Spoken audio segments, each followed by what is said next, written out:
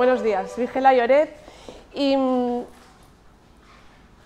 yo creo que estamos realmente delante de un cambio. Si Johan Cruyff, como dice Joana, introdujo el cambio en el fútbol, yo creo que hoy estamos viviendo una tendencia que va a ser imparable en el deporte y espero que sea que desde MVP Sport lo llevéis adelante en toda España. Me consta que ya hay muchas asociaciones, clubs, personas interesadas en el modelo que estáis mostrando, que estamos mostrando, y cuando algo suena, cuando ayer me dice Fede, estamos por delante, ya hemos sobrepasado la inscripción, digo, aquí algo está pasando. Somos muchas personas hoy aquí que yo me planteaba ahí sentada hace un rato, si todos los que estamos hoy aquí, esta tarde fuésemos, que yo voy a ir al Rico Pérez, nos distribuyésemos por el estadio y a cada uno que según alzase la voz hiciésemos como Mar ayer en el entrenamiento y le redireccionásemos hacia esta nueva tendencia, hacia este cambio, hacia estos valores que el deporte introduce en las vidas y en el estilo de vida de toda la sociedad, este es el altavoz. Este es el altavoz que necesitamos, que cada uno de nosotros tome conciencia de lo que estamos viviendo y actuemos de altavoz de este cambio. Y vosotros diréis, seguramente, porque qué suerte, somos todos jóvenes. Yo pasé los 40, pero sigo siendo joven, como muchos de los que estamos aquí. Pero esto significa que aún no tenemos vicios, que aún podemos introducir, algunos ya lo habéis hecho, y otros estáis queriendo hacerlo, y lo que no tenemos a veces es el camino, el cómo lo hago, y precisamente lo que estamos viviendo hoy a lo largo de la mañana es cómo hacerlo con un procedimiento, y cuando hay procedimiento sé cómo repetirlo más veces. La pregunta que me venía, he dicho antes, es ¿estáis cansados? ¿Estáis cansados? ¿Quién está cansado?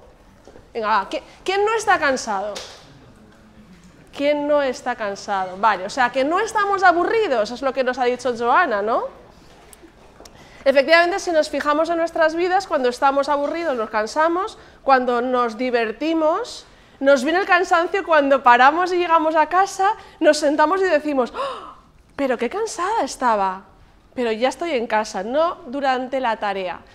Bueno, pues sí, estamos hablando de disfrutar en el deporte, de nuevo retomar por qué un día empezamos a hacer deporte y hablaremos de algunas anécdotas, de disfrutar en el deporte y me ha encantado, Mar, y crear buenas personas, que de esto va, ¿no? De los valores, crear buenas personas porque al final, como nos decía Tony, finalmente algunos llegarán a estar en la primera división, en el primer equipo, pero otros no, serán nuestros prescriptores, nuestros entrenadores, nuestra sociedad, nuestros patrocinadores, y eso es lo que tenemos que hacer. Por eso hablo de comunicación, por eso hablo que desde la comunicación transformamos. Comunicación que tiene por debajo emociones y que tiene por debajo valores, y desde ahí podemos transformar. Y la comunicación la hacemos cada uno de nosotros, y os invito a que no nos callemos cuando alguien trate mal el deporte, porque tratar mal el deporte es comunicarlo mal, hablar agresivamente, hablar con violencia y por no hablar de nuestro gesto. Bien, muy importante en comunicación. Fijaos que cuando estoy hablando, si yo estoy aquí hablando con vosotros y fijaos que en lugar de esto yo llego aquí y os digo, chicos, qué interesante es todo esto que estamos viviendo hoy aquí. Esto significa un cambio de tendencia. Lo vamos a vivir con pasión y actuaremos de altavoces allá donde vayamos. Y vosotros decís, tururú, ¿te lo crees tú? Porque yo no me lo estoy creyendo. Porque no hay ni una célula de mí que se crea el mensaje que os estoy contando. Y esto está totalmente unido a mi cuerpo. Cuando yo creo que esto para mí es revolucionario, y ¿sabéis por qué lo digo? Porque me han descrito como coach organizacional. Borramos. Yo soy economista, como Tony, efectivamente, o estudié económicas, más bien, estudié económicas, eso de ser, habría que hablarlo. Lo que sí que es cierto es que desde hace 6, 7 años, Fede, nos unió una inquietud a Fede y a mí, y era hacer algo por los deportistas, hacer algo por los entrenadores, hacer algo por los monitores. Y él, desde su vertiente, que es la educación física, con todo el estudio que lleva al respecto y toda su experiencia, yo, desde la herramienta del coaching deportivo y todo lo que es la transformación con la herramienta, dijimos, esto hay que llevarlo al terreno. Y empezamos a crear cursos a través de sedes universitarias para desde ahí dar cápsulas de cómo ir transformando. De esto hace ya, pues eso, 6-7 años que nos unimos, y hoy MVP es como lo que lo aglutina, es lo que lo revoluciona, es lo que lo va a llevar adelante con vosotros. Por eso para mí es importante lo que estamos viendo. Por eso es tan importante que creamos en aquello que estamos haciendo. Y cuando estéis con vuestros chavales entrenándoles, hay que creer mucho en lo que hacéis y hay que creer mucho sobre todo en ellos. Y eso se va a notar en cómo vosotros se lo transmitís. Fijaos que estamos hablando de esto. Cada uno de nosotros somos esto, como un iceberg. Esto es un iceberg. Fijaos qué pequeña es la parte que sale por encima del agua. Pues eso es lo que se ve de nosotros. Actitudes, comportamientos, lo que hago, lo que digo, lo que veis, eso es lo que veis. Pero para que esto sea así, ¿cuánto trabajo o no hay por debajo de ello? Fijaos que lo que nos sujeta es toda esa parte que está como anclada, agarrada a la tierra, y es lo que nos hace luego actuar de una manera o de otra, decir de una manera o de otra. Definiríamoslo así. Fijaos lo que tenemos por debajo, los sentimientos y las emociones, las necesidades que tenemos, los valores con los que interpretamos la vida, cuáles son nuestras motivaciones, y ya todo eso lo impulsa hacia arriba y es cuando vemos las conductas. Pero fijaos que ahí debajo hay toda una serie de valores, necesidades, deseos, motivaciones, que para trabajar bien con cualquier chaval al que estéis entrenando hay que conocerlo. Y para conocerlo solamente hay una manera, ¿verdad? Y es hablar, dejar que hablen. Por eso, efectivamente, importante dejar que hablen, que te cuenten cuál ha sido su preocupación en el cole, qué le ha pasado, porque muchas veces eso no lo cuentan en casa. ¿Os habéis dado cuenta de ello? Que no lo cuentan en casa y sin embargo se lo cuentan a su entrenador porque le ha planteado el escenario de confianza para que pueda abrirse, contar, y a partir de ahí seguramente consigues muchísimo más que si hubieses ido duramente hacia la técnica y la táctica, a la que no todos llegan por igual, pero sí llegan por igual al corazón de cada uno, a lo que nos preocupa a cada uno. Si sabemos cuáles son esas necesidades, esas inquietudes, desde ahí podemos trabajar muchísimo mejor y descubrir lo que cada chaval necesita, que es ayudarle a descubrir su propio talento. ¿Tendrá talento deportivo? Claro, en parte lo tendrá, pero algunos más y otros menos, pero pueden tener otros talentos. Y qué mejor que alguien que les ayude a ir descubriendo. Y en el camino habrá quien vaya más adelante y habrá quien llegue por el camino a un lugar intermedio, pero esté abriéndose hacia otros talentos que pueda desarrollar en la vida, y de eso va la cosa. Lo decía también Mar al principio, de eso va la cosa, de que ellos puedan tener una vida, un proyecto de vida, del que nos hablaba también Fede al principio del día de hoy. Tener un proyecto de vida es lo que ha diferenciado a unos deportistas de otros. No solamente es ganar por ganar, sino qué quiero hacer con esto, que es lo que sé hacer.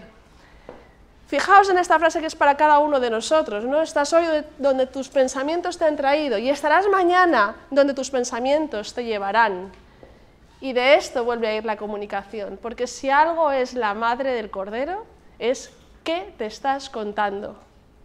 ¿Qué te estás contando? Hablamos mucho de la comunicación hacia afuera, pero la más importante para mis resultados es la comunicación que yo ahora mismo mantengo conmigo misma. ¿O tú qué estás pensando? Cuéntamelo. Que tengo una mosca alrededor de mí dándome la lata. Gracias.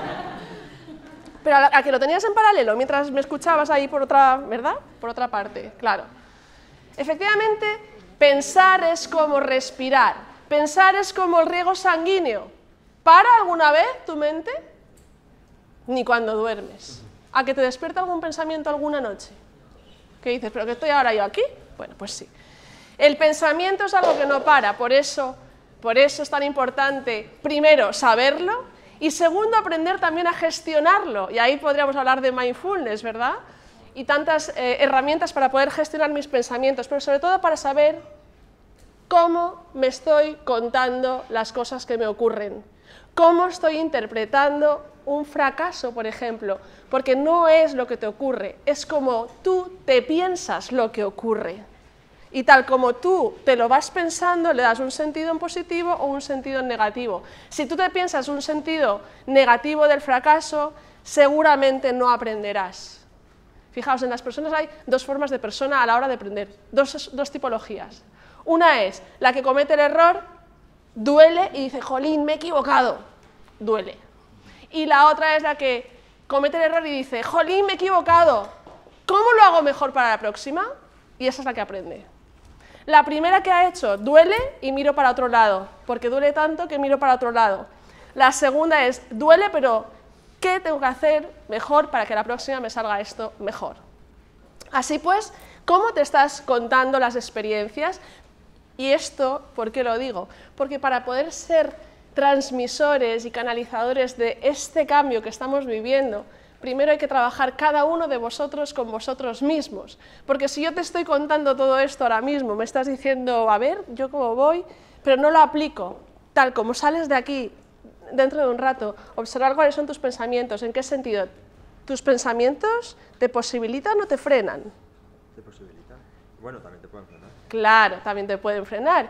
Entonces observa si a ti normalmente tienden a posibilitarte o tienden a frenarte, tienden a premiarte o tienden a castigarte. ¿A qué tienden tus pensamientos? Pues ahí es como los tienes entrenados. ¿Cuál es la buena noticia en todo esto? Que tú puedes entrenar a tus pensamientos. ¿Los puedes entrenar? Claro que sí, entrénalos. Si una buena noticia nos da la neurobiología, que aviso a principiantes y a veteranos, como buena seguidora de los racionales, entre los que me incluyo, somos racionales, emocionales o mezclas, ¿no?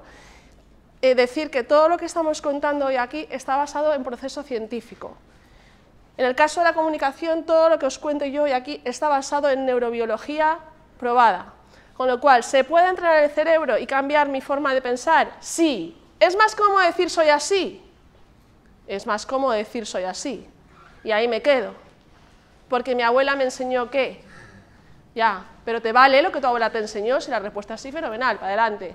Pero si no es óptimo para ti, vamos a cambiarlo. Entrena, entrena y sigue entrenándote. Nuestro cerebro es plástico.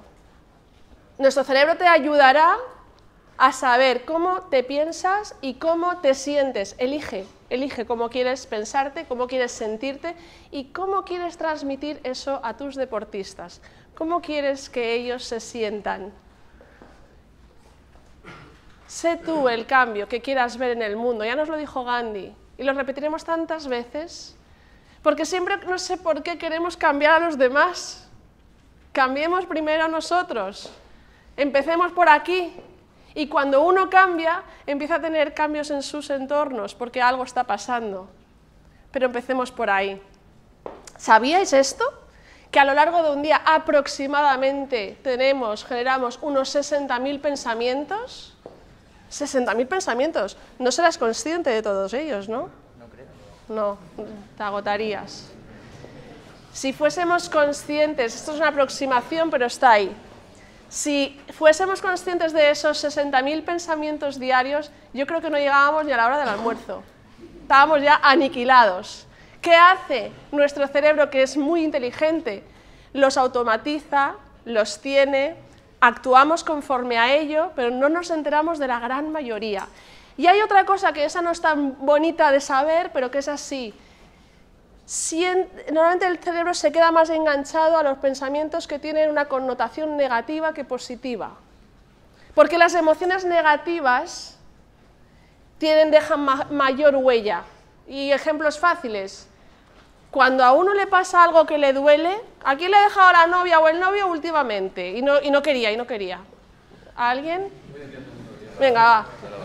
Y no quería. Normalmente una situación de dolor nos dura y le damos vueltas, y por qué no, y por qué a mí, y le damos muchas vueltas, están muchos días, y hay quien está muchos meses, y hay quien está años incluso, enganchados a pensamientos que le duelen, pero claro, es que los sigue alimentando. Sin embargo, ¿cuánto te dura una emoción de explosión de ¡guau, ha ganado mi equipo? Pero más o menos entre 1 y ¿cuántos días? Ni siquiera. Vienen otras emociones, otros pensamientos y se difuminan.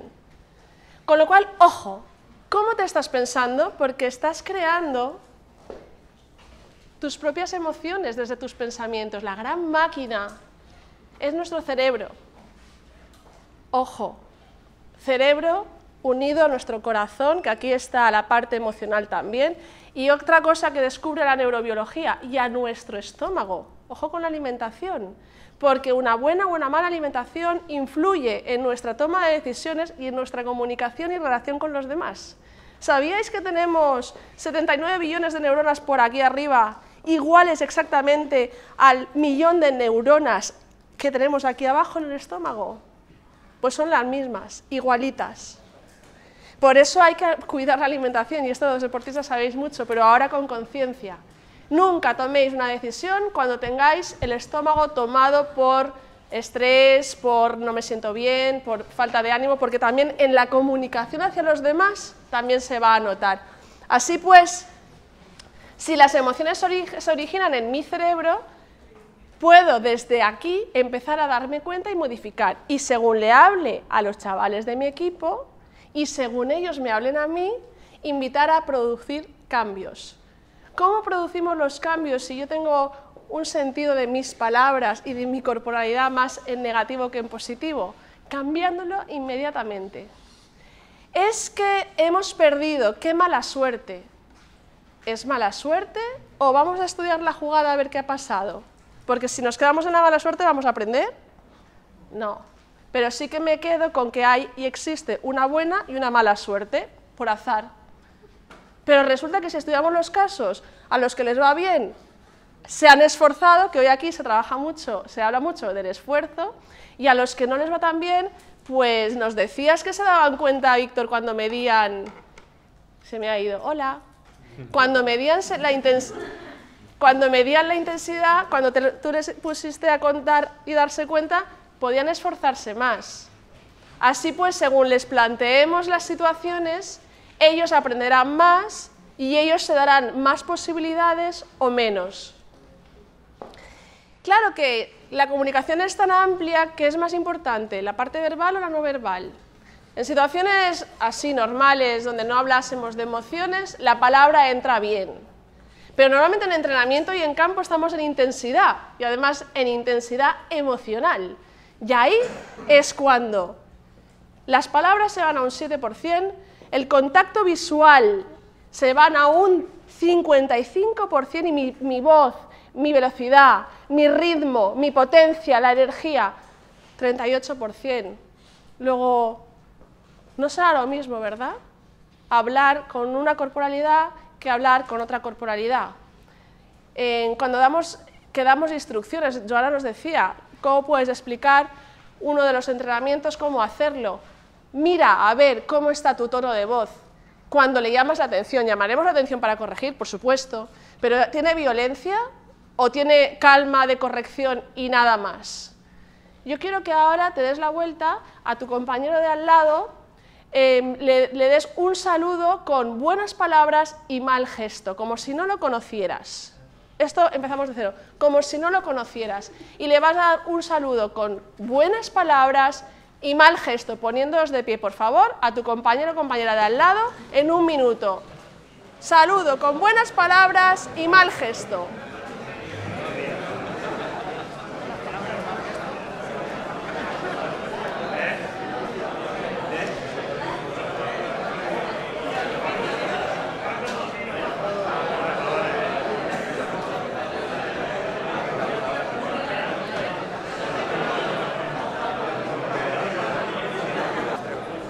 ¿Cómo te sientes después del saludo? ¿Te sientes acogido? No mucho. No mucho. ¿Cuántas veces vamos al terreno de juego y decimos hola? Seguramente muchos vais a decir, a mí eso no me pasa, pero por si acaso. Y no miramos a las personas tal como entran, para saludar. Tal como entran y llegan al entrenamiento. Una mirada de hola, ¿qué tal? ¿Cómo estás? ¿Qué tal? ¿Cómo ha ido el día? Si yo me gustaría Imaginar que algún día todos miraremos a las personas cuando nos saludemos y cuando entremos. Yo pagaría para cuando voy a las tiendas a comprar voluntariamente, me diesen un buenos días todos con un saludo y mirándome un poquito a la cara, no pido más. Pero ¿verdad que eso también ocurre en el día a día nuestro? Pues ese es el entrenamiento que tenemos, gran parte de nosotros. No miramos, no acogemos. Y efectivamente necesitamos acoger a las personas con las que estamos trabajando. ¿Y por qué? ¿Por qué acogemos desde esa comunicación también no verbal? Porque fijaos, cuando acogemos, bien sea con un ¿qué tal, cómo estás? Y aquí hay un contacto de piel con piel, o hay un ¿qué tal, cómo estás? ¿No? Y hay un contacto, puedo ver qué hay en su mirada. Todo eso lo que está haciendo es generar oxitocina, eso que se genera aquí en el cerebro y que hará que la persona te cuente sus deseos y también sus miedos. ¿O no hay miedos en el deporte? ¿Verdad que los hay? Por si no lo hago bien, por si el otro día no lo hice como tenía que haberlo hecho, porque hay otros que lo están haciendo mejor que yo, porque para el próximo partido seguramente no van a contar conmigo, y muchos más que sabéis vosotros. Pero hay miedos. Cuando generamos la confianza, ellos son capaces de contarnos qué les da miedo, y a partir de ahí, entonces podemos coger las fichas y empezar a trabajar con cada uno de ellos, cada uno de sus miedos que los tienen. De esa forma podemos trabajar aportando desde el mimo a sus partes de mejora y potenciales y las que ya tienen como virtudes, y también trabajar con aquellos miedos, aquellas debilidades que tienen, de manera que poco a poco pasan de ser personas que no habían trabajado nunca en la parte baja del iceberg a personas que ya saben qué es trabajar con sus partes bajas del iceberg, valores, necesidades, deseos y anhelos. Claro que para comunicarme de una manera o de otra, pues hay que saber el cómo. Yo creo que si algo está ocurriendo hoy en esta sala es que nos estamos diciendo cómo podemos hacerlo mejor, cómo podemos aprender. Bueno, pues así es como funciona nuestro cerebro. Os lo voy a contar muy resumidamente para que podamos tener claro. Una, que puedo cambiar mi manera de hacerlo y de comportarme y de hablar y de comunicarme. Y dos, que también ellos, yo les voy a ayudar, cada uno de vosotros les vais a ayudar a poder cambiarlo.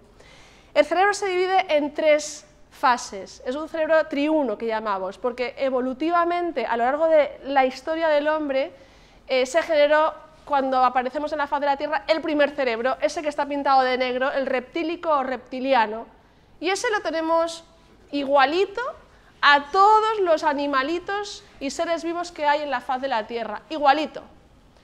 Solo que hay que tener una cosa clara, este es el de supervivencia del ser humano y de todos los seres vivos. Este es el que nos ha permitido estar hoy aquí, porque si no, aquel hombre homínido de la cueva se lo hubiese comido un león y hubiese desaparecido la especie humana, porque era mucho más fiero el león o el tigre que el hombre. Gracias a él pudo escapar, esconderse o luchar. Eso es lo que nos permite el cerebro reptiliano.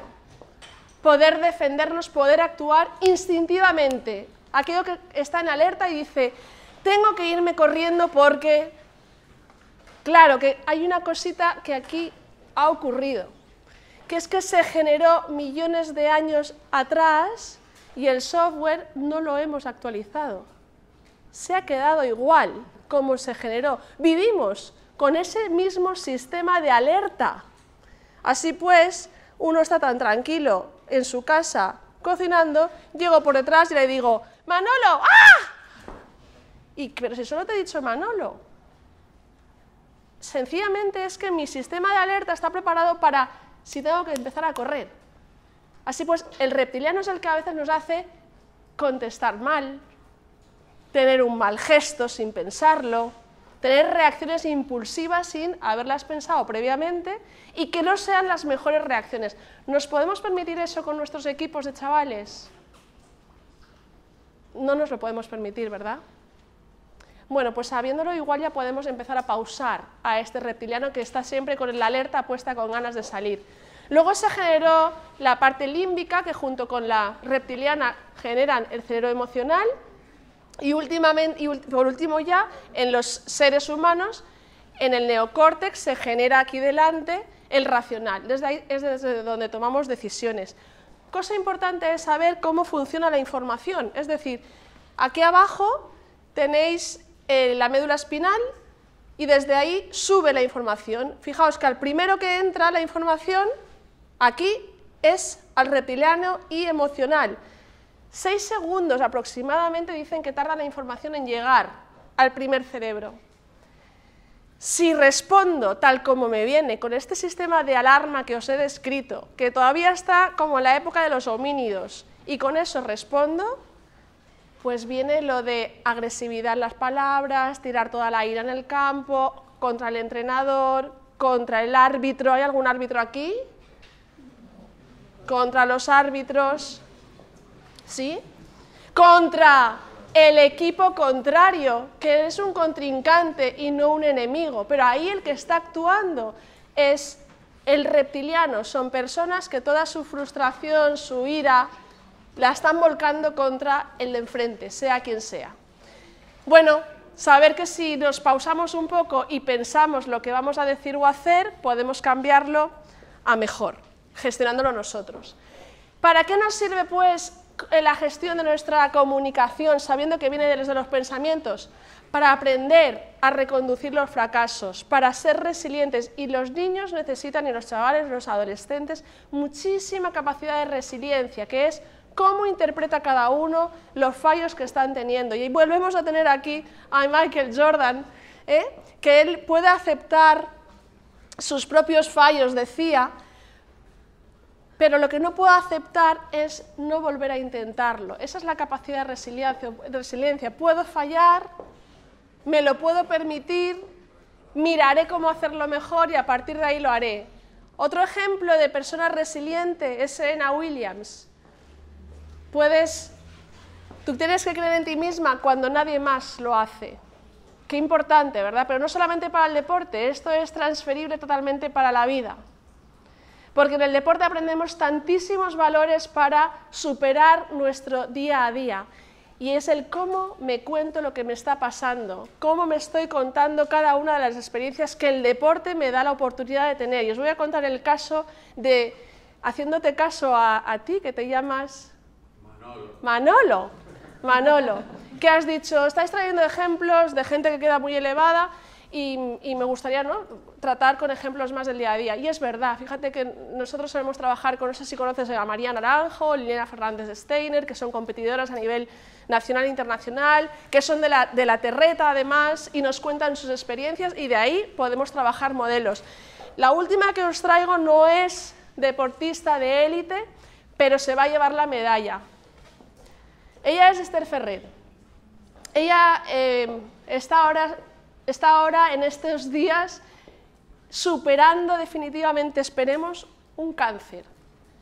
Esta mujer empezó hará aproximadamente 2 años a correr, a entrenarse, luego dijo que era el agua porque quería hacer triatlones y de hecho estaba ya corriendo maratones y haciendo triatlones.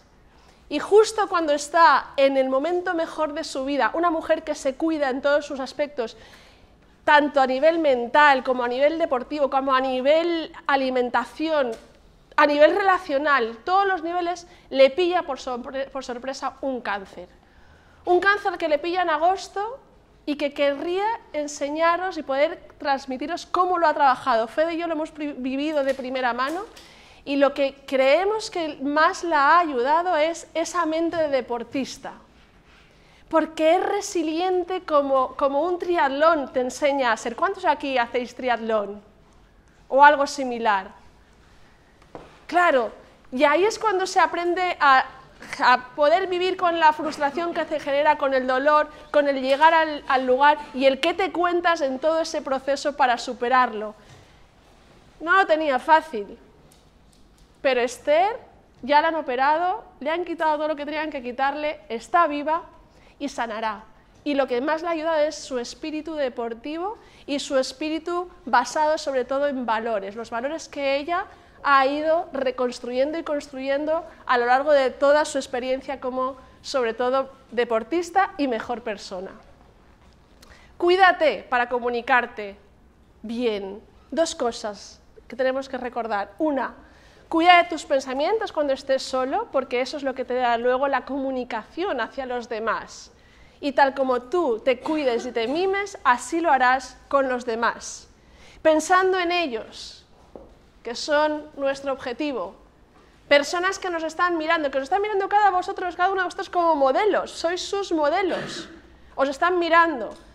Y van a reproducir muchísimos de vuestros comportamientos, de vuestros hábitos, de vuestras palabras. Así pues, cuidad qué es aquello que les estáis dando y regalando, porque ellos de ahí harán su pienso, actúo y siento. Así pues, como repaso final es, ¿cómo ayudarte a esta transformación? Fácil. Una, empieza tú desde ya. Observa tus pensamientos, observa tu comunicación y luego cómo lo haces con tus chavales. Conéctate a este cambio también desde ya. Evalúa tus valores y escúchate. ¿Cuáles son? Sé consciente de que tú eres el modelo. ¿Qué modelo quieres ser? ¿El talento está dentro de cada uno? Ayúdale a descubrirlo. Y por último, pregúntate si lo que estás haciendo hoy te acerca al lugar en el que quieres estar mañana. Muchísimas gracias y que tengáis un buen día.